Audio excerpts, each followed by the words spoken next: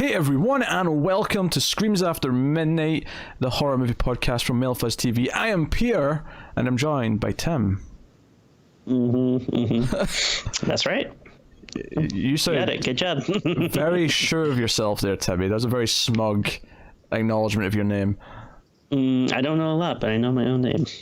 That is true. You do know. I'm fairly certain you know your own name. You do seem to hesitate a little bit whenever I introduce you. Like, oh wait, that's me. Yes, that's right, Tim. Yeah. Yeah, we talk about horror movies on this show, and coming up on this show, we are talking about I Still Know What You Did Last Summer. You do. And this is actually a Patreon vote winner for the month. We had a summer theme, and funnily enough, I believe... Wait, this wasn't... Oh, okay, yeah. Yeah. I got confused for a second because I thought you were saying this is a Patreon pick, but I was like, wait, I thought this was a vote, and then I forgot the vote is from Patreon, so... Where did you think the vote came from? I don't know. I thought you just kind of voted. Oh, Jesus. So, yes, every month on patreon.com/MailFuzzTV, our $5 and up patrons get to vote between 4 movies. There was a summer theme, and funnily enough, the reason why I Still Know What We Did Last Summer is in the vote and not the first one is because the first one won the summer vote last year. So... Oh, really? Yeah, that's a 2-time winner? Yeah, that's when we did I Know What We Did Last Summer, because it won the vote. We did summer theme last year, so... They wanted us to complete the twosome. I mean, there's actually a third one that was direct to video that didn't have any the cast in it or anything like that. So maybe next year they'll make us do that one. I'll put it in the vote because they keep the joke going. If our patrons are feeling a bit cheeky, yeah. And I mean, hopefully, I watched this, which, you know, if anyone hasn't seen it yet and they want to, all 3 movies are available on crackle.com, which I didn't even realize was a thing. And then I signed up for it and I was like, oh, wow, this is like a lot of free movies. And then, yeah, the service was not great. It froze on me a couple of times. You have to watch ads, but it's all right. Yeah, well, I'm pretty sure Crackle is owned by Sony, and they own this movie, it is, so yeah. I guess that makes sense. Oh, okay. That makes sense. Yeah, because it's Columbia Sony. So this, Spider-Man, and... Men in Black this year. So okay. I mean, to be fair, they have Ghostbusters, I suppose, so they have one big, like, real thing to their name. Oh, okay. Yeah. Yeah, because Spider-Man's not a big thing. Okay, well, Spider-Man is, but it's not, they didn't create Spider-Man. They just lucked out and got the rights. They got the rights, damn it. So we'll start spoiler-free, as we always do. We'll give you a warning in the middle before we go into spoilers. I Still Know What We Did Last Summer. I guess we have to kind of spoil the first one to even talk about the premise of this one, just because it deals with who survived and who didn't. But you know, Jennifer Love Hewitt and Freddie Prinze Jr. survived the first one, the all-star romance couple, and they are living separately just now. She's in college, whereas he's working on his boats. He's like a fisherman, because it was like a fishing town that they lived in, and they are having a hard time. But her friend, played by Brandy, Carla, she keeps encouraging her to date this new guy Will, and then they win a trip, all expenses paid, to the Bahamas. And via a radio like call-in thing, where the radio show calls you don't call into the radio show, the radio show calls you.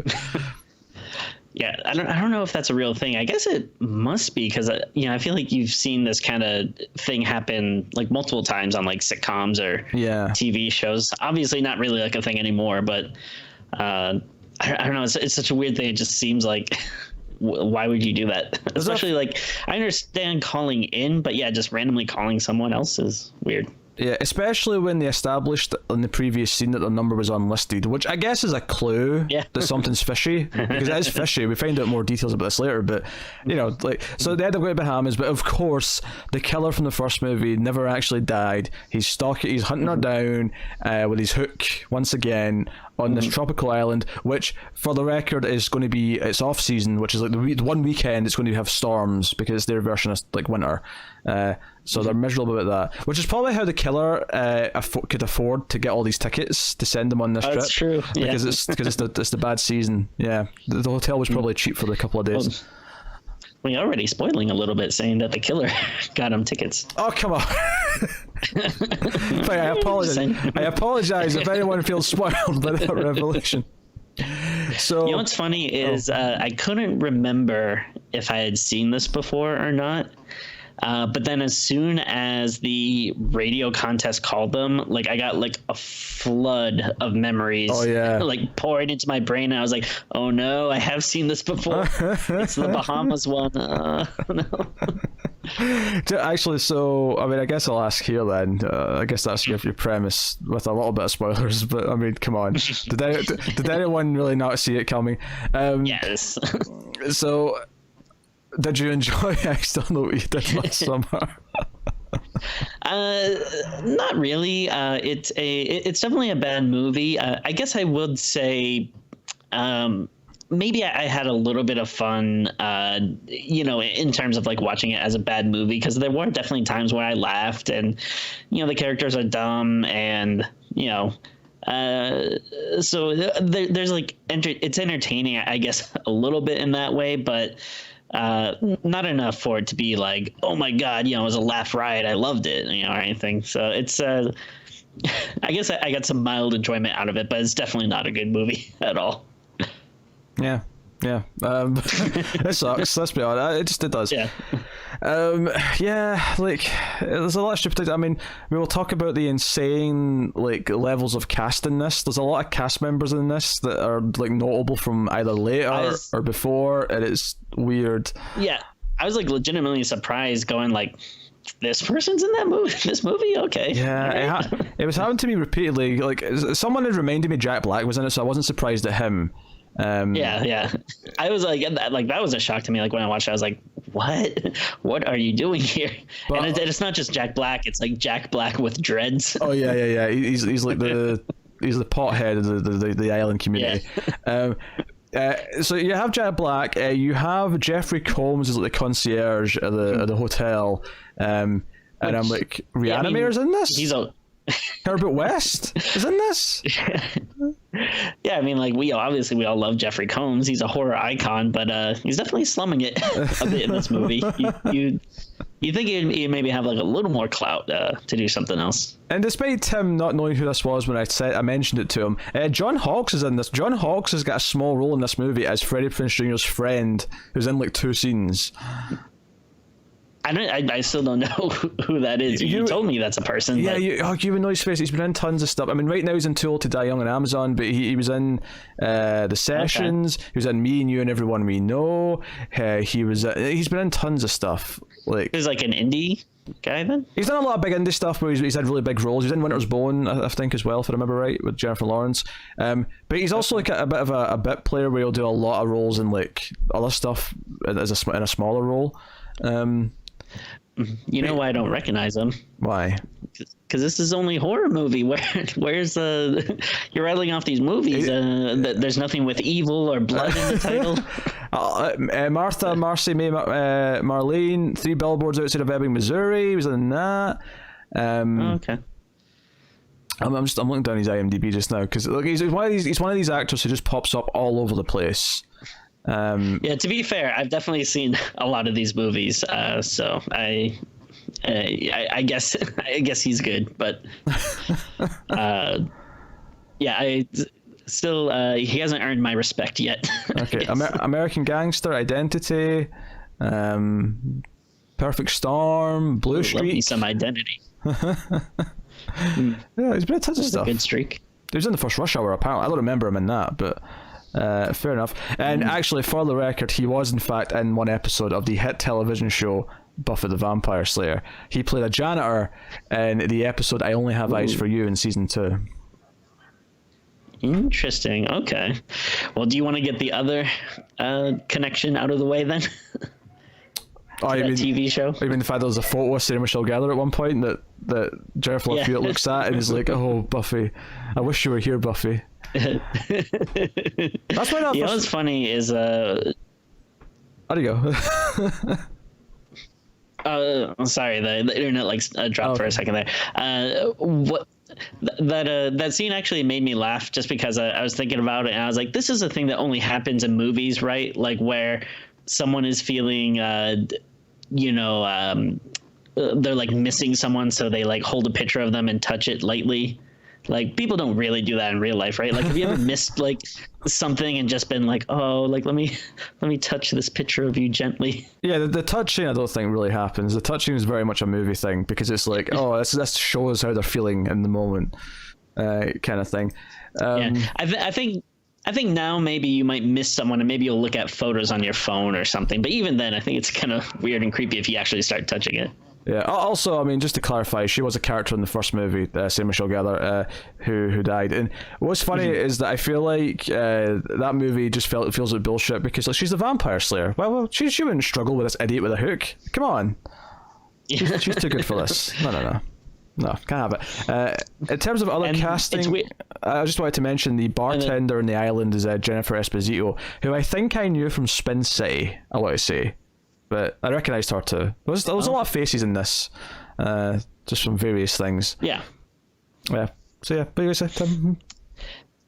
I was gonna say that it just keeping on the Sarah Michelle Gellar thing. It's also kind of weird too, because she, in real life is married to Freddie Prinze Jr. So I don't know if when he was filming this, if she was kind of like, hey, what's the deal? Why am I not in this one? Because she's dead. I mean, it's not that confusing, Timmy. It's not that confusing. Yeah, but they thought the killer was dead in the first one and he came back, so why can't she? Well, the killer's supposed to be mysterious, and it's like, oh, he keeps surviving things. Like, it'd be weird for her to come back when the end of the first movie didn't like say, oh, by the way, she did survive, actually. She's... Oh, literally like 2 seconds ago, you were saying that it was weird that she died, and now you're saying it's weird that she come back? Make up your mind. I'm saying it's weird that the killer was able to even like stand a chance against her. I'm not saying it's weird that she actually died from multiple stab wounds. all right. Stick with the program, Terry. Stick with the program. So. Yeah. Also, this movie is very dated, and it's like a little bubble of when it came out. And the moment that said this to me more than anything, there's a lot of little things, but it was when they're on the way to the island, because they have a plane obviously to get to close to where they're going, but they have to get a boat to the actual island. Obviously. The girls go up the front and do the King of the World from Titanic, and I'm like, yep, this came out a year after Titanic, and they're doing it. So. There you go. Wonder how many people have died doing that. Because some people have probably tried to do it and fallen off. Yeah, I mean, yeah, I can see that happening. I don't think it'll be a high number, but I can see it happening 2 or 3 times. Yeah. Yeah. Yeah. Okay. I mean, if that's happened to you, write in. Let us know.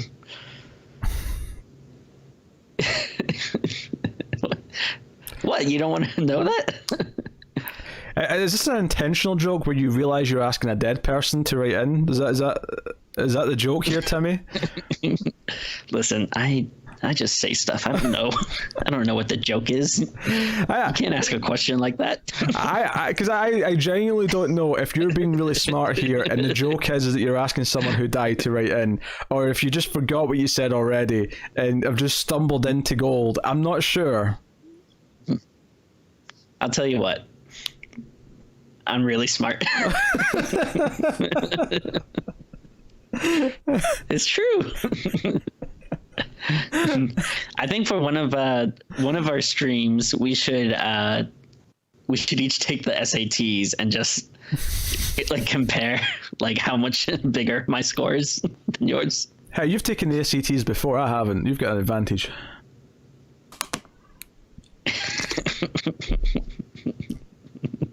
SATs aren't a thing here. So what was that? Nothing. Okay. So yeah, I guess that's it for spoiler free. I guess the general horror filmmaking is not great. At this point, I want to mention the director, because the director's name came up, Danny Cannon, which sounds like a porn name. Or a pirate name. Danny Cannon came up, and I went, what? I recognize that name. That sounds like a porn title. Danny Cannon came up. But I recognized the name and I went, what did I know that name from? This is bugging me. And it was actually, I made that porn joke I just made. I made that in another review, not in a streams review, but on one of the Patreon bonuses for the Atomic Cinema Experiment, or sci-fi movie podcast. We did the 1995's Judge Dredd, and that was directed by Danny Cannon.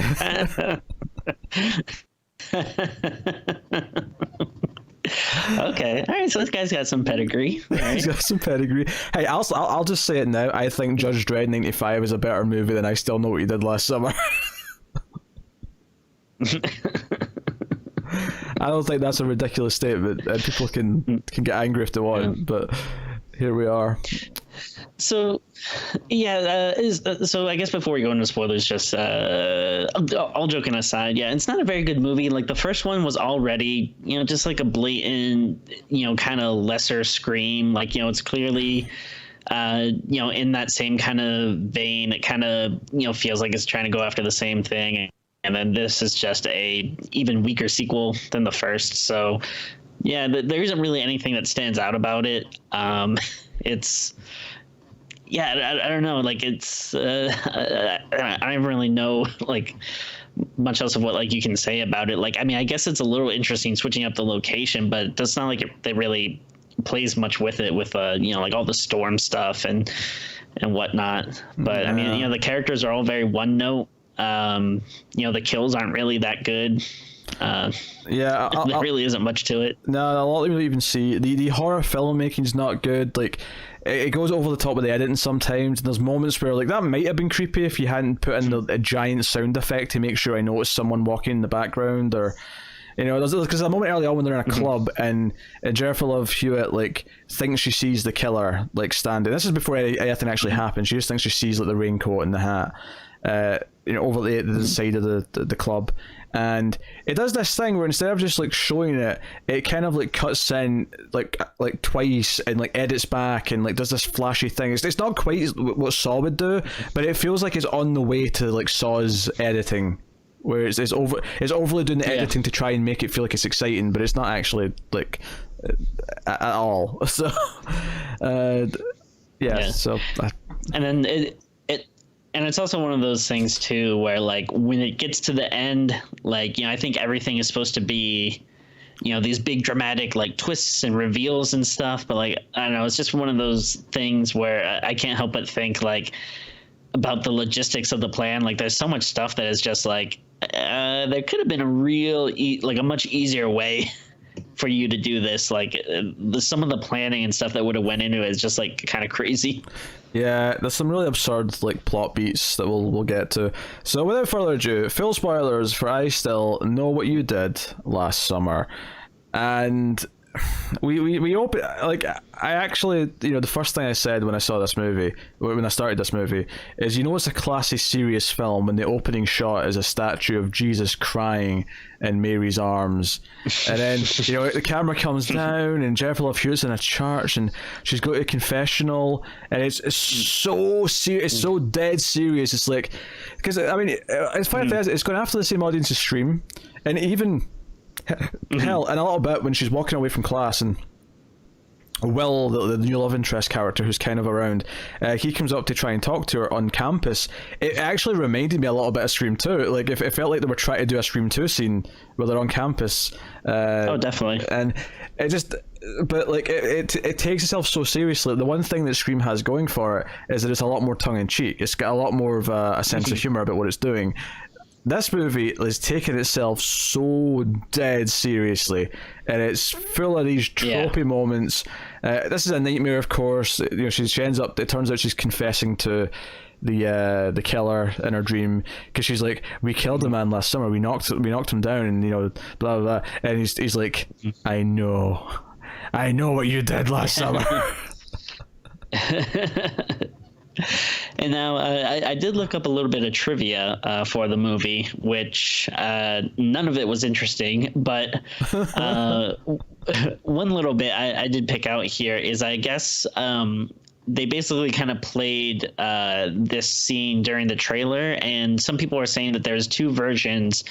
One where she's confessing all of this like to a therapist, like on a therapist couch, and then another where she is doing this in a confessional. And I guess for the final movie, obviously they went with this version, but there you go. I guess they had two different versions of the scene.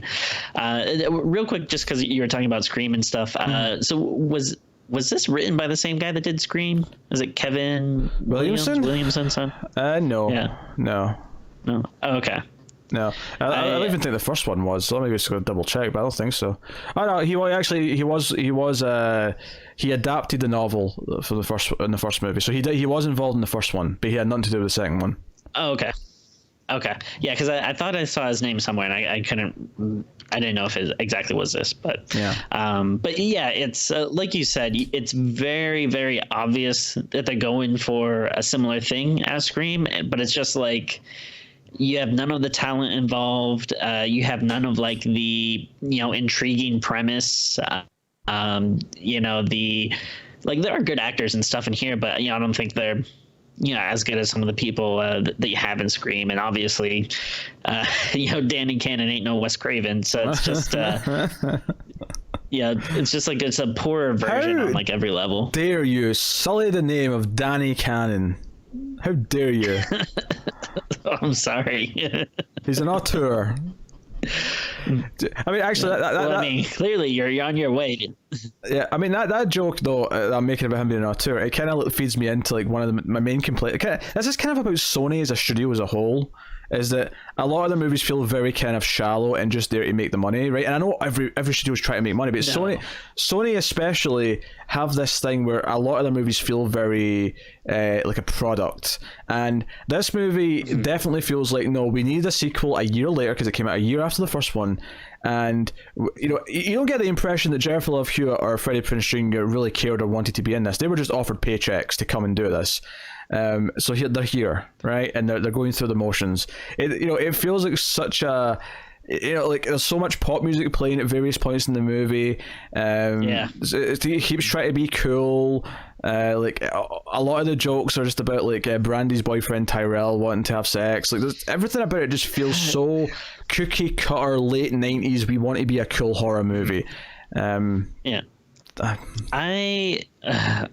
need to know what the hell was going on with Tyrell. He, can this man ever be happy? Every line was just like him screaming at someone. It was like kind of insane, like how just like much of an over the top character he was. It's one of those things that really makes you wonder, like, why is this woman dating him? Like, all he talks about is wanting to have sex, like including being very frustrated that he can't have sex in public because they're in like a hot tub where everyone keeps coming and joining them, and he's mad that he can't just like have sex out in the open. And then, but yeah, he's just constantly telling his friends to like quit bitching, and this girlfriend, like, oh, how are we ever gonna have sex with all of our friends around and stuff? It's insane how like constantly angry he is. It just feels like a movie trope to me. It feels like a 90s thing where the guy there has to be one guy character who just cares about nothing but sex, and that's what the movie, without a doubt, and that's all he's doing throughout the whole movie. So like. Yeah. So anyway, so she wakes up in the nightmare, but she's actually not in bed. She's in class in college, and she freaks out and leaves the class. Wait. I don't. Yeah. I hate to derail us even further. I swear we'll get through this, but there's one last thing I got to bring up at the start of the movie. Okay. And it's going to be a spoiler for the first movie, but technically, didn't the first movie die, or didn't it end basically with Jennifer Love Hewitt kind of dying, or us assuming that she was gonna die? Like, didn't someone jump out of like through glass at her or something? Like she was in a shower and the killer jumped out at her again, or? That's the end of this movie. I don't know. Did that happen in the end of the first one as well? I can't remember. It's been a year, Tim. It's been a year. I'm pretty sure. I think the last movie ended like, she was, in school or something now. And basically she was in like a shower or a changing room. And I think like a killer literally bursted through like a stall or a wall or something. because and the reason why I was thinking that is because like this movie also ends on like the same note where there's like one final jump scare. I have to, okay, if I'm going to try and explain it just before I check if it actually happened, which it sounds like it did, I think you're right, but if I was to guess, I would say that the point of this dream sequence is to explain that ending. Is that was just a dream. That makes sense. She keeps having these dreams where he attacks her, so that's all that ending was.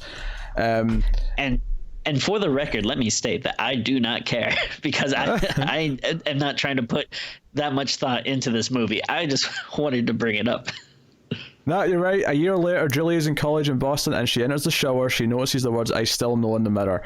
Moments later, the fisherman crashes through and Julie screams in horror. So, Joe, what's funny about this? I love the idea that after this episode goes up, there's going to be people who find or reviews and watch these two back to back, and they're going to be frustrated that I can't remember the end of the first movie, but it's been a year. It's forgettable as shit. I don't remember that. Yeah, it's forgettable. And hey, guess what? We watch a lot of movies. We do watch a lot of movies. You freaking you podcast like every half hour about something. So yeah, so she wakes up in class. Will comes out after she runs out, and so I was ready to call Ray, which is Freddie Prinze Jr. a dick, right? Because he kind of shows up at her dorm or her apartment building, whatever it is, right after, because her apartment looks far too. It's not a dorm room, right? She has a proper apartment that she roommates with with Brandy, who I keep having to hold back and not call her Moesha because that's where I knew her from. Right. She was a sitcom star. But she comes in, he's there, and she's happy to see him, and he's like, who's that guy? And she's like, oh, that's Will, we're just friends, nothing to worry about. And he kind of like cracks a joke about how every guy but in his defense, right, he's been a bit of out of context. If you just saw this scene and him reacting and saying, oh, you were talking to a guy, right, he's been a complete paranoid prick, and he's been out of line. However, the final thing that happens with Will before she goes to the gate, and this is clearly what he's seen, is that she says to Will, "You are so good to me," and caresses his face. So I'm going to give him a bit of leeway here and say that did look mighty suspicious. It was not platonic friend contact. Yeah. Oh no, without a doubt. And I mean, he is right. I mean, Will Ben's son does like her. He's clearly trying. He's clearly trying, but like, I hate that I have to stick up for him a little bit here. But the last thing you saw was literally her like caressing his cheek and saying, "Oh, you're so good to me, Will." I'm like, well, I mean, if I was dating someone and saw them do that, I would kind of freak out a little bit. Like it would make me question things. Yeah, and I mean, in all fairness, if these young couples, when they graduate and they go off to different colleges or whatever, they're far apart. Like you gotta let your wings fly a little bit. They do some experimenting, go out, date around. You're too young. You don't want to be tied down to this dude back home. Like, she should be like, I don't know. I don't think she should be so beholden to this guy. It doesn't, I don't know. I feel like young romances, from my expertise, usually don't work out. So I don't like to see these young people making these kind of mistakes. I feel like you're joking here because I don't necessarily believe that you don't think that any couple coming out of high school can just stay together and be happy. That definitely happens. I think it's a lot more rare than the opposite, though. Like, sure. I don't know many couples that were like, high school sweethearts that are still around. Like me and my wife were talking about the other day how, she was saying like everyone she knows that got married right away after like high school or college is getting divorced now, which is. Oh yeah, I mean that adds up. But I mean, I have friends who are getting married who have been together since high school, and they didn't get married right after, but they've been together the whole time. Well, la-dee-da. It happens. Well, I'm just saying. Yeah, but in your country, there's like, what, 25 people, though? It's a little more limited. Oh, you're such a prick. Oh, dear. Yes, and all 25 of us enjoy free healthcare. Thank you very much.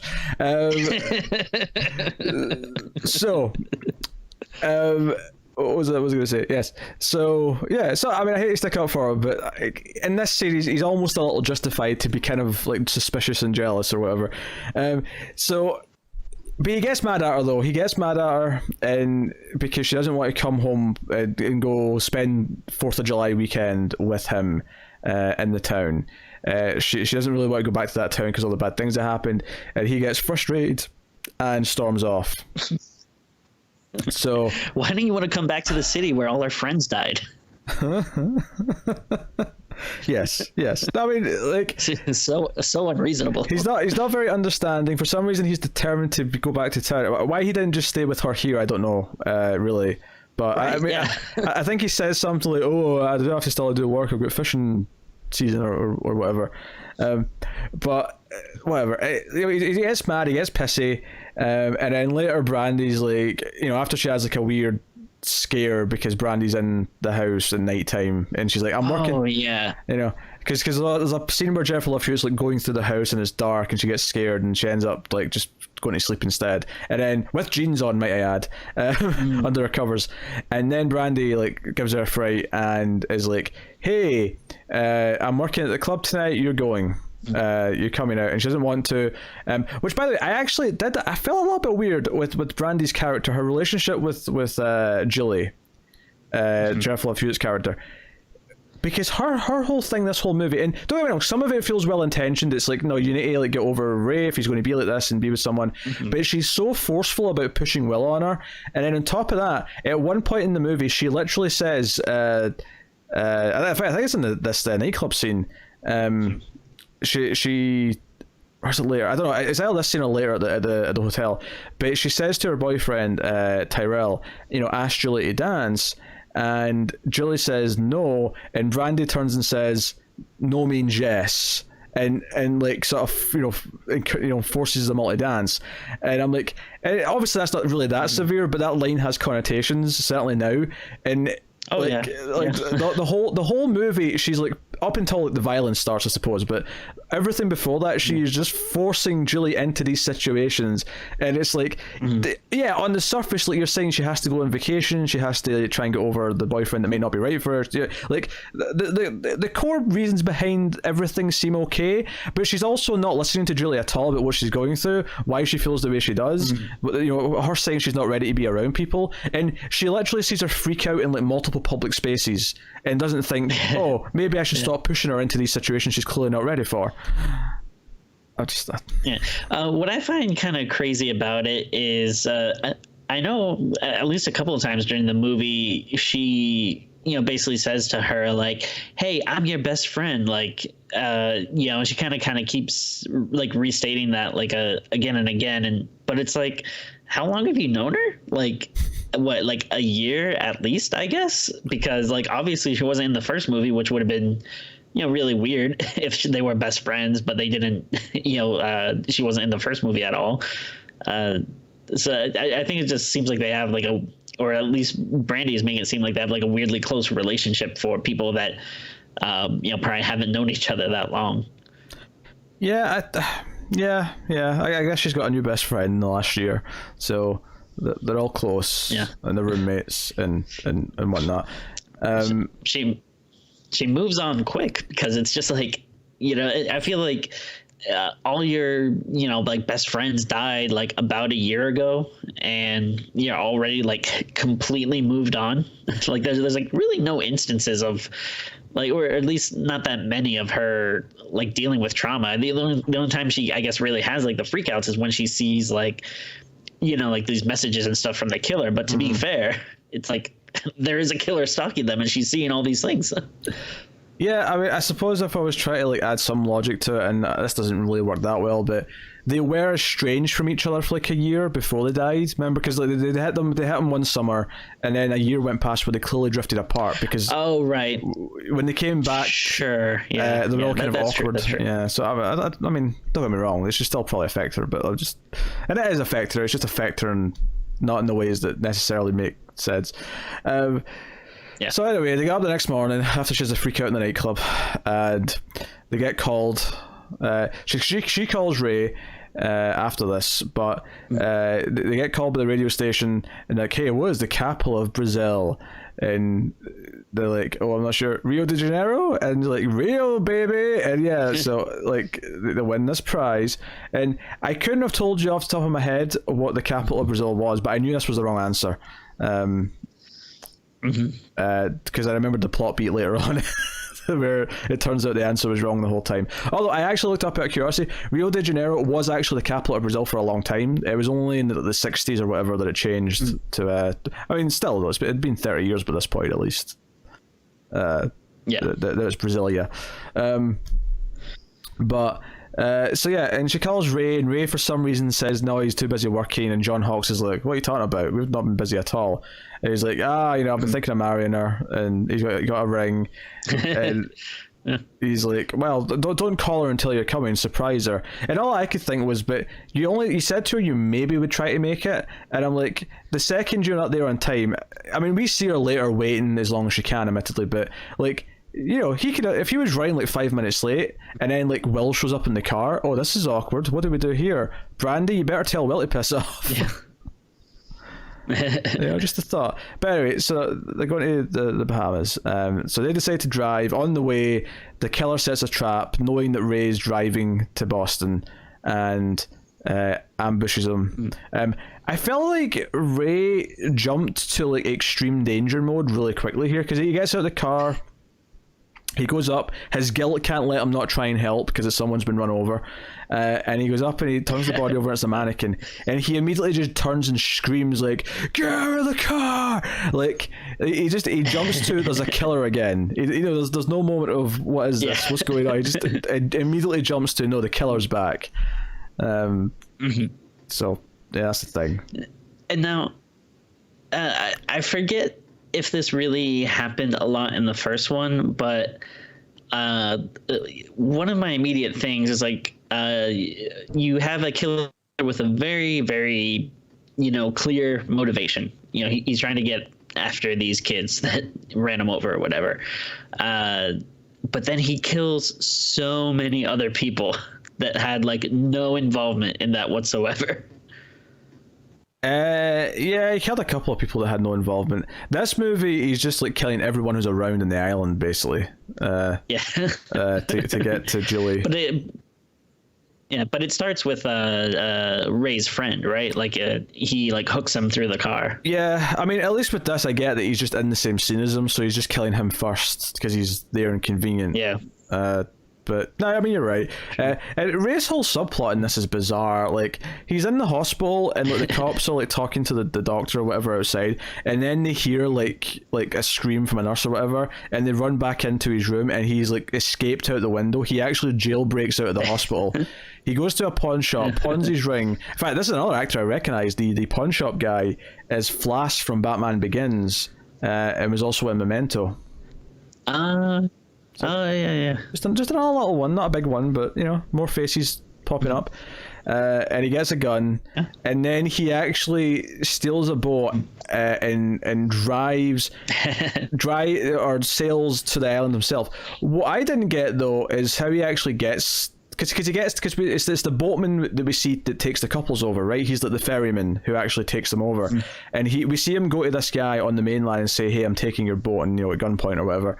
And I'm like, yeah, but they had to fly here. Like, did he drive like all the way? Like, that's what I wasn't sure about. Like, I didn't know if he like flew to Miami or something and then got on the boat, or just somehow drove all the way down there. It didn't seem very clear. Yeah, it was really confusing to me, like how he got there. But the movie wasn't really interested. But the whole that's the weird thing about this movie. There's so little of him in it because he's just got this little subplot of trying to get there. That he's kind of a non-entity in the thing itself. So he's like the mom from like Home Alone or something. Like occasionally it just cuts back to him. Yeah, he's basically on the plane going, Kevin, that's his moment. Oh dear. So back to the couples. We talked about them in the boat. There's a weird joke here where Will's like really airsick, and Tyrell's like, oh, some folks just don't know how to fly, and then they're on the boat and Tyrell gets seasick, and Will's like, some folks just don't know how to sail. And it's I don't know, just bad humor. Yeah, there's like a lot of like stuff like that that's just like, all right, I guess I see what you're doing, but this isn't really funny. And like, you're still not making me like these characters at all. Yeah, I like everything when they arrive on the island is just kind of like, look at all everything tropical is, all these people in bikinis, everything's great. And you know, Jack Black gets introduced. We meet, like, there's the, you know, again, tempted humor. There's the porter dude who puts on the accent. He's like, hey, you know, I can't do the accent, but he's like, hey, everyone, welcome to the island. And then like the boatman talks to him, and he's like, yeah, I need to do the accent for the tourist man. Like, you know, he's just, So it's all these really typical generic jokes. You know, they do karaoke, which, you know, again, that was one of those things you mentioned how memories came flooding back. Like, when she started singing, I remembered this scene, and the text and the karaoke machine changed to I still know what you did last summer, or whatever. And I think there was like a big joke here, which because you know, she's like going up to sing or whatever, and I think the bartender says like, oh, everyone wants to be a singer. And I think at this time Jennifer Love Hewitt was like maybe releasing singles or a CD or something. That's because because I think like I remember seeing this trailer, and that was like supposed to be like a big laugh line, like, oh, get it, because she's, you know, trying to be a pop star now. Like, I don't know. Yeah. Obviously doesn't really hold up to the test of time.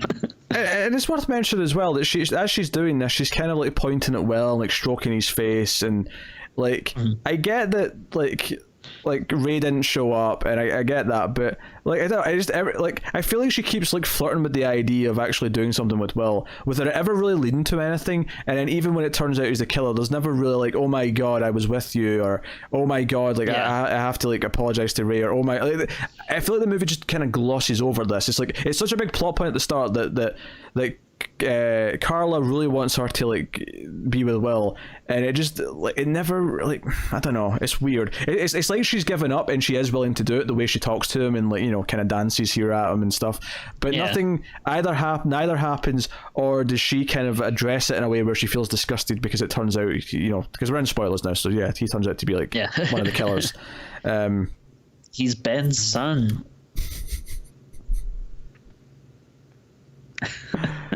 Well, Ben's son. He's Ben's son. Yeah. It's so funny. Like, I like that he tries to say it, like, when he does that reveal, he's like, don't you get it? Ben's son? I'm Ben's son. But it's like, it's still a common last name. It's not like when we first heard it, anyone would have been like, oh, wait a minute. It's like, it's so stupid. You can see the writers patting themselves in the back. They're like, oh, we were smart with this. Yeah, it actually feels more like the writer coming into the movie and saying, hey, this is clever, right?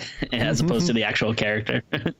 It's also funny to, you know, imagine during this karaoke scene. So she's singing the song, and then all of a sudden, you know, she turns and looks at the lyrics on the screen, and they change to I Know What You Did Last Summer. It's just really funny the way, like, just seeing it on a karaoke machine. And then also everyone happens to be looking away at the exact moment where it happens. Yeah, but then you also got to like factor in, I don't know exactly how karaoke machines work, but I guess in some way either Will or Ben was able to sneak off and like program something into it. Oh, yeah. So yeah, number one, the screen is facing out to the crowd, and they just happen to all not be looking at it when it says this. Because it would have made complete sense if it was actually not facing them, if it was like sort of in front of the person singing, like on the stage, kind of thing, so they didn't see it. But yeah, as you say, like, either this is the one karaoke machine I've ever heard of where you can live change the lyrics via like computer or something mid-song, or they knew what song was going to be picked, and they you know, got it ready in advance. But I don't know who. Like, I think it was Carla who picked the song. If Will was the one who picked the song, fair enough. Like, he was like, oh, I'm picking this because, you know. But no. So she freaks out. But it's like, I will survive. I will survive. Yeah. So yeah, and she does survive. To be fair, she's it's a prophecy for the rest of the movie. She does in fact survive. Yeah, some good foreshadowing. Good foreshadowing. Oh dear. So yeah, all the staff get killed off first before anything else happens, and they don't see anything. No one's around because it's the off season, so there's no other guests. Jeffrey Combs is like this dickish like concierge who like just clearly hates everyone who walks into the hotel. He keeps telling people not to touch things or not to do anything. You know what? I'll say I love Jeffrey Combs, but he's absolutely wasted here. Oh yeah. There's if you're gonna have like, you know, a big horror guy, like obviously he's not like, you know, Tom Cruise or anything, but you know, he's definitely someone well recognized in the horror community. If you're gonna have him in the movie, I feel like he has to have more of a role, and he's just his character. There's really no point to him. It's he's like, you know, a little pissy, but it doesn't really lead up to anything. And well, it would be fine if you got to see his death, because at least all the pissiness would lead up to like being satisfied that he's kind of killed. But you don't see it. They open the door and he's already dead. Like, it's, you know, that's how most of the deaths of the staff work. There's only one or two you actually kind of get to see. You know, Jack Black gets killed pretty quickly. One of the maids gets killed. The only one who doesn't early on is the bartender. She kind of sticks around for a while and gets killed later. Because, you know, the thing. But, you know, there's a lot of like a time that passes where they don't know anything's happened. Julie's freaking out. She thinks she saw a dead body, and everyone kind of like, nah, you didn't see it. There's a lot of like victim denying going on here. Now, I mean, to be fair, yes, they did check the location. There was no dead body, so it does look a bit bad for her. But no one's willing to believe a damn thing she's saying. And it's not until the guys find some dead bodies, and the girls are exercising, and then they try and go in the sauna, and like someone's padlocked her in. Well, I say someone, the killer's padlocked her in the sauna. Not the sauna, sorry, the sunbed, not the sauna, the sunbed. So here's my thing about the sunbed. It's all right. So I don't know exactly how they work, but I imagine that when you like, you know, turn it up or down, that you can't turn it up to a point where it's going to like, you know, kill you or like, you know, burn your flesh or whatever. Like there has to be like more safety protocols or something in it. Like I'm sure if you stay in there for a super long time, it's gonna be damaging. But like, you know, the killer turns it up and like she instantly is like, you know, acts like she's dying, even though she has no visible marks afterwards. I have never used a sunbed. I imagine it could be dangerous, but I imagine there is safety precautions. Like, let's say, I imagine, like, say, at least something that should be on a sunbed, I imagine would be like the highest setting has like a time limit so that you can't do it for more than, you know, whatever's considered safe or whatever. Like, you know, it's kind of like how, like, you know, one of those tropes is in movies is that like people use nail guns like an actual gun, but actual nail guns won't work unless you're pressing against something, because it's a safety feature. Like, you know, like you can't just do that. So maybe we should redesign the safety precautions on these sunbeds, Tim, assuming this is accurate, which is a big assumption. I think. I mean, this, you know, did I still know what you get? Did I still know what you did last summer? Get anything right? Who knows? We'll find out maybe one day. But I mean, so bare minimum though, like if this was effective and, you know, she's all burnt up and stuff, shouldn't we see that? Like, she gets out of the sauna, she's completely fine. There's like no burn marks on her, whatever. It doesn't even look like she got a tan. Yeah, no, that's true. That's true. And she, you know, Jennifer Love Hewitt is not really a good actress. At least nothing I've seen her in, she's been that good. I don't think Freddie Prinze Jr. is that good either. I think he's quite mopey and dopey the way he speaks, you know. Yeah, they're not great. I guess they're fine, like, for what they do, you know, which is just kind of like, you know, the cheesy, you know, teen comedies or romances or whatever. But yeah, it doesn't really seem like they have like a ton of range. Like, because I feel like Freddie Prinze Jr. in this always comes across to me as someone who should be on a CW show. Like, that's what he feels like. Oh yeah, without a doubt. In fact, I think Hewitt, was her Ghost Whisperer show, was that CW or was that like ABC or something? That may have been ABC. I'm not sure. Probably one of something like that. I think it was ABC. Now I'm thinking about it, but it felt like something that could have been on CW. You know, it felt like it could have been. So honestly, that's part of the movie. Like once they realize there's a killer and they're running around, they try to get like phones. The phones are down. They try to get the radio, but the killer's already like damaged the radio for the Coast Guard. So they're isolated, which is the point of the setting, right? Is that they're completely isolated. And then you've got a storm. So later on, there's a lot of rain, and it adds some moon atmosphere. In theory.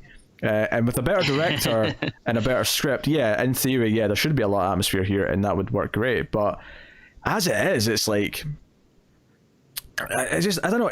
Everything about this movie feels like it's going through the motions. It's just doing the scenes it's expected to do, and nothing else. Yeah, because like the idea of a slasher, like on like a remote hotel, like during a severe hurricane or storm or whatever, is actually like a pretty cool idea. Yeah, that sounds good. And you could do. But like you said, there's just really it's dull. There's no nuance. It just feels pretty flat to it. Like it's and I don't even need nuance. I just need likable, fun characters and good kills. And if you do that, I'd probably be a lot more into it. And it doesn't have likable characters. It doesn't have good kills. The most notable one is probably Tyrell's death, where they go to the kitchen because he's hungry, because that's the important thing right now, whilst they're running for their lives. And there was a killer on the island. He gets hooked. Like it's almost like I guess spoilers for Deep Blue Sea here, which is a much better movie, might I add. But that's almost felt like, in the middle where you get the surprise death of Samuel L. Jackson, where it's like you think they're safe because they're together in a room, but out of nowhere the killer just kind of like jumps out and strikes, and that's it. This is kind of that, where the hook just kind of comes through his face, because the killer's like in the kitchen cabinet above the cooker, which is And can we talk about the bad 98 CG of this hook, because it's clearly not real. It's like this fake hook coming through his face. It looks horrible. It's baffling how the killer can do any of this. Also, like, again, I forget if we mentioned it in the first episode, but the hook, very bad weapon for a slasher, because like it's kind of designed where you can't really just pull it out right away, like he pulls it out with such ease, but no, like the whole point of a hook is like you get it in something and then it's hooked on there. The thing is stuck. It's not.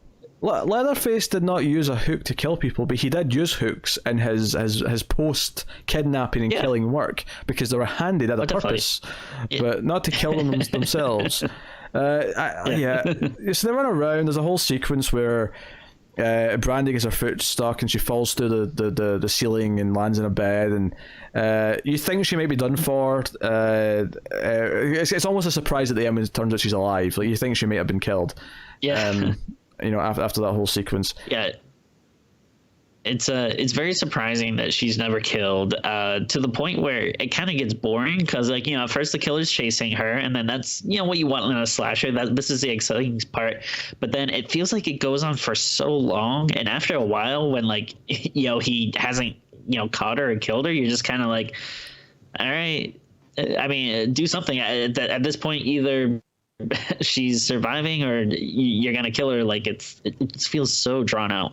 I think part of it is that they expect people to think that there's no way Julie's dying, at least until the end.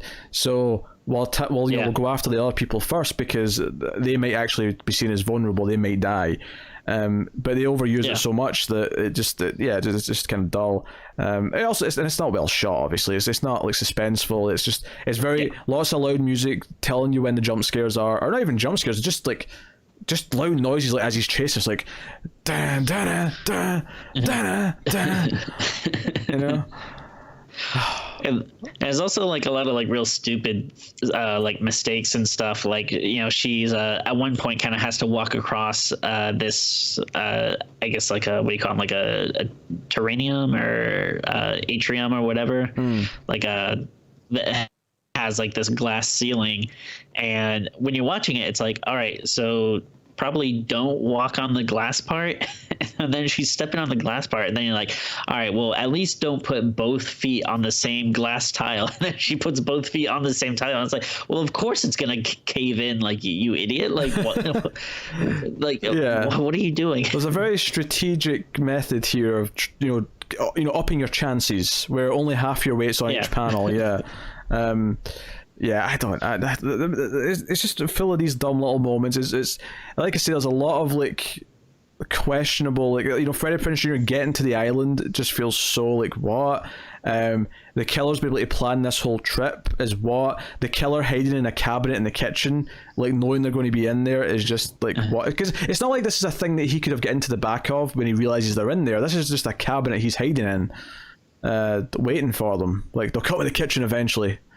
I'll just hide in here, Yeah. It's the sort of stuff you just make. It's like when people joke about slasher movies and say they're stupid, this is the sort of shit they make fun of, and this movie's full of them. It's like it's just full of the stupid things.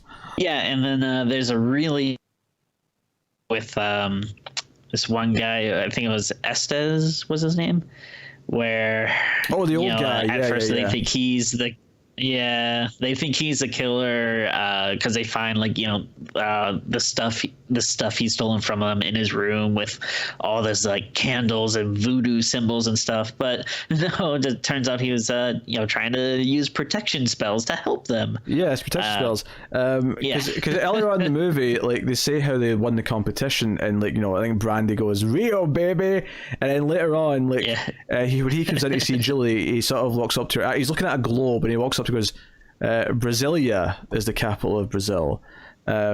So she sticks up for him. He gets killed almost immediately. Like, the killer again just kind of pops out of nowhere in a room full of people. And I think what's frustrating about this is that they're running from him and stuff, and I'm like, there's enough of you at this point. There's like 4 of you at this point that could tackle him. Mm-hmm. He's only got a hook. It's not like he's got a shotgun in his hand. Like, oh yeah, well, that was my thought when he kills Tyrell in the kitchen, because again, he has the hook in his head. It's gonna take him at least some time to pull that back out. It sucks that your friend just died, but at this point, why doesn't everyone grab him, throw him to the floor, throw their weight on him or something? Like, you got the numbers. He's not like he doesn't feel like an intimidating, invincible figure like Leatherface or Michael Myers or something. He's just like a dude in like a wet what do you call it, raincoat. Yes. I mean, because that's the thing, like, Michael Myers even like wouldn't do this, but at least with him, like, he would always single people out and get them separated before he attacks. That was kind of his thing. And the few times where he came up against a group of people at the same time, that was typically at the end of the movie when he got, or like he'd have to retreat, or like even him, and he's like more of a supernatural being than this idiot. But no, this idiot, like, everyone's like so scared of him they don't even try and gang up on him when they've got a chance. It's really weird. I don't know, madness, absolute madness. Anyway, so the bartender gets killed. I don't even remember how, to be honest. It's kind of escaped my mind. So I think the older gentleman Estes comes out, and they're like, "Hey, what's going on?" or whatever, and then they realize that he has like a spear or something through his chest. And then he falls on her. You're right. Yeah, he falls on her, and then the killer just drives it through her. Yeah. So at this point, they split up a few times. Julie ends up with Will, and she's like checking for blood on his stomach, and he's like, because there's like one red herring scene where you think that they're saying Estes is the killer because he hits Billy. Oh, not Billy. Will, yes. Yeah. God, I'm forgetting his name. This movie just had a number on me, clearly. But Will gets hit by him, he gets knocked out by him, and you think, oh, maybe that's, revealing that he's the killer or whatever. And Will's like, oh, it's not my blood. And she's like, what? He's like, it's not my blood, Julie. And he goes into, he's not been a good actor the whole movie, he's always been kind of off, but this scene, he hams it up so much, he is ridiculously awful. He's like, what's your favourite radio station, Julie? And he starts doing the radio voice, and he's just so over the top and silly. He drags her out to a cemetery that's out here, because what the one plot point we find out is that his dad actually, before they went back to the fishing town, did work here for a long time, and enough that his grave is out here. Yeah. So Will drags her out here, and then the killer shows up, and they're all like, "This grave's for you, Julie," and like, you know, so on and so on. But then, of course, Freddie Prinze Jr. has sailed to the island on his own in a storm, and he's got his gun, and basically, at one point, Julie dives out of the way, and the hook man hooks his own son. He gets really angry, and then yeah, it was so stupid. Yeah, and then he gets shot and goes into the grave, and that's basically it. Yeah, at first Freddie Prinze Jr. tries to shoot him, but the gun's not working, and then, you know, gets knocked aside, and then Julie ends up picking it up and shoots him like 1 billion times. Which again, it's just one of those things where it's like, so I guess they're saying like the safety was on or whatever, but I don't know, it's stupid. You know, it's kind of funny too. Is like, all right, so you know, now I guess presumably, you know, we're led to think that Will, you know, paid for everyone's tickets and everything, but like, you know, what if they decided not to take him? Like, you know, he must have been like placing a lot of money on like, all right, so give him 4 tickets, so they'll probably take me. like, what if they were just like, oh no, we're we're taking. I hate to defend it, but if the plan was to always intercept Ray when he was driving to the town, then they knew he was never going to make it. So I guess they were guaranteeing that he wasn't going to go. True, yeah, but I mean, still, you never know. Like, you know, Brandy, for all, you know, we know, she could have been like, you know what, my family always wanted to go to the Bahamas. I'm gonna take my mom and my brother. And so like, God damn it. Yeah. And that could the radio station calls back. We forgot to mention you have to bring your best friend. Yeah, there's a lot of bullshit. Obviously, the movie basically ends here. That, you know, the helicopter from the Coast Guard's coming. Brandy's revealed to be alive, and they all hug. And then we get the scene like sometime later, maybe a year later, whatever it is, and they're living together. They seem to be married, and he's brushing his teeth. He's that's almost like a product placement for the electric toothbrush, because he saw using the electric toothbrush, and he's like, "I love this thing," and then he keeps doing it. I'm like, what? what's this scene? Yeah, it's really weird. Like, I guess it would have made sense if, like, you know, it was a running gag in the movie that she was like, "Oh, you don't brush your teeth enough," or something like that. But I don't know, where it is just kind of weird. That's a weird scene. I don't know if they were new at that time. Maybe, I have no idea. I feel like they were around for a while before then. But anyway, the killer's under her bed, grabs her feet, and like pulls her under. You know, just bullshit jump scare to end the movie, mimicking exactly how the first movie ended, of course. Yeah. So I mean, why does he have to pull her under the bed? Because that's just a horror trope. Like that's it. Yeah. Like, there's so many things in this movie. Why does he do this? Why does he do that? And the answer to every single one is because it's a horror trope that's happened in something else. Yeah. So they want to do it, even though it makes no sense for him specifically to try and do this. Yeah. That happens over and over again. Oh my god, it's the worst. Yeah. Really dumb. And yeah, it's just so much stupid, like, logistics things to think about. Like, at least it's something in Scream, like, once the killer is revealed and they kind of talk about their plan and stuff, it makes you think about the movie in like a new light of being like, oh, say they were the ones that did this and they would have been here when that happened, whatever. With this, it's just like, oh, so wait, then how did you do that thing, and why were you here, and man, how much like effort you must have, like, and money you must have spent on this. It's just I don't know, it's just strange to like think about all that stuff. Yeah, the kills suck. I mean, I hate to say this, it's weird to say this, but the first movie is better. I mean, it's not good. It's still a really bad movie, but this one is worse. Oh, and also, don't they like mirror like that big scene from the first one? Like, you know, the first movie where like she freaks out and she just like starts screaming in the middle of the street, like we're right here, come get us. Like, they do like the same exact scene in this movie. Like at one point when she's in the graveyard, I think she just starts screaming, like, you know, up into the trees. I have to admit, I don't actually really remember that scene in the first movie, but yes.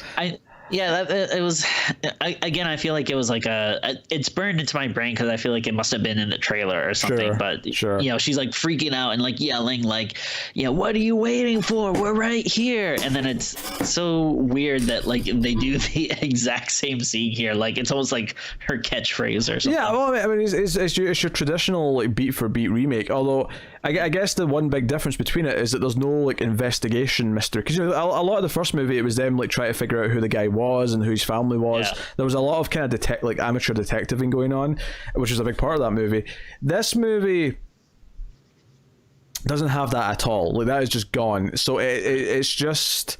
They're on the island. It's actually it is quite a while. The movie's 100 minutes. It's an hour 40, which is too long, and like it's not until the hour mark where they really become like properly aware that there's a killer, like as in the whole group. So there's a long time of like just like them on the island and like the jacuzzi jokes or the hang out with Will today, Tyrell. I don't want to hang out with him. I want to hang out with you. And there's a lot of those scenes happening throughout the movie. It sucks. Well, there we go. That's what I've got for you. Yeah. That's what I've got for you. I Still Know What You Did Last Summer is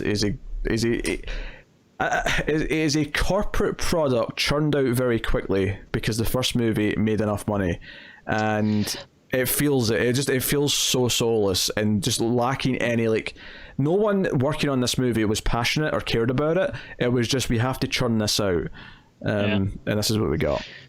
You know what I just remembered too, and I'm pretty sure I brought this up in the first review as well, but like the other like guy character in the first movie, I also remember him being like overly angry at everything as well. Oh yeah, Ryan Phillippe's character, yeah. Yeah, so it's funny. Like they even feel like they need to get like the same like type of character. Like I don't know, everything feels very similar when it's, but in a stupid, boring, dull way. Yeah. So I guess I'll ask Tim to rate the movie then. Out of 10. I mean, there really isn't that much to like. Even a dumb movie, at least if it has good kills, because.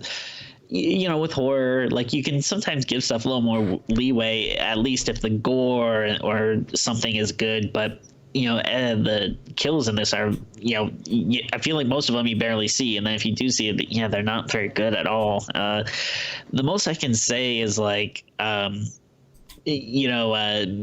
there were definitely parts that I laughed at some of the tropiness and that kind of stuff. So I'll give it that there is like some funny moments in a bad way, but I still can't really give him a very high score, so they're just gonna go with a straight 3. Yeah, I think I'm going to go with a 3 out of 10 as well. That's what I was feeling. I'm actually just checking to see what I gave the first one. I gave the first one a 3 as well, which means that I kind of have to go a little bit lower, actually. Maybe it was a 3.5 because I can't do the 0.5s on Letterboxd, so it may have been a 3.5. Yeah, I'll still just give it a 3. It's like the thing is that it's still like because it has a budget because the studio's behind it. It's not quite in that 1 and 2 territory. It just isn't quite that horrendously scarring me for life how bad it is, but it is the bottom of the corporate barrel in terms of just filmmaking that means nothing. Yeah, it feels like a product that was churned out in a factory and it has no soul. So that'd be my summation of I Still Know What You Did Last Summer. And maybe next summer we'll do I Always Know What You Did Last Summer, which I have never seen before. I never saw the direct-to-video third one. I feel like I probably haven't seen it, but I mean, who knows? Maybe I'll be surprised again. You'll be like, oh wait, I do remember this.